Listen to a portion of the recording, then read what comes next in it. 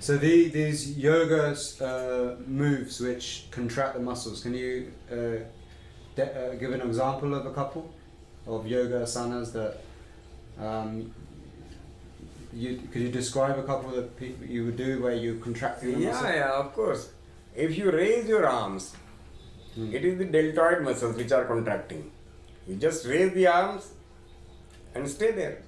So it is your deltoid muscle which is in contraction. And simply just standing like that. Yeah, your deltoid and the triceps muscles are also under contraction. Because most yoga that's being taught these days is very flow orientated. So you're always flowing from one posture to another.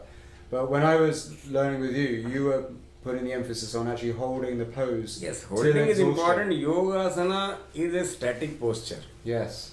The definition of yogasana is sthira sukham asanam. In Sanskrit, sthira is stable. Sukha is you should be able to enjoy it. It should be pleasurable, not stressful. And if these two things occur, you are stable, you are at ease, then it is an asana. Ananta samapatibhyam, in your mind you have to contemplate that it is not going to end. Prayatna shaithilya ananta samapatibhyam. These are the original Sanskrit text from the Geranda Samhita. Prayatna shaithilya is there should be minimum of effort involved. And ananta samapatti is a contemplation, a thought that it is not going to end. It is going to stay there for indefinite time. Right.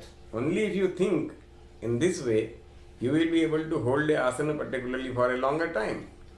So that way you're actually overriding your urge to stop the posture. In the same way you're overcoming the urge to breathe. You're overcoming the urge to stop doing the posture as well.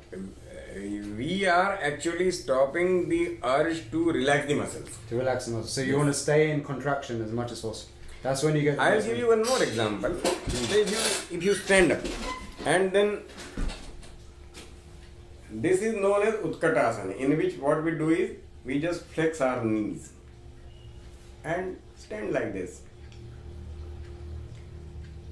An untrained person, his thighs, the quadriceps muscles, they will feel exhausted within a span of about 15 to 20 seconds.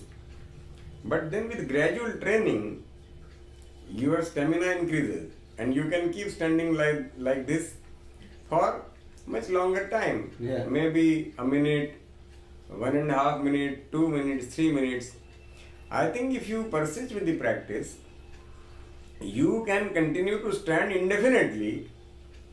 Some people do it by shifting the stress from one leg to the other.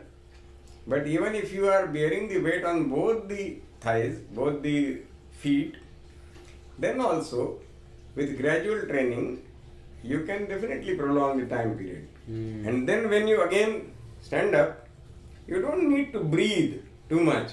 A new person, an untrained person, after holding this posture for maybe 15 to 20 seconds, will need to breathe 2 to 3 times.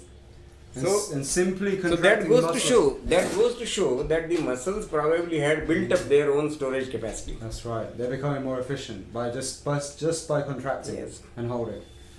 Very interesting.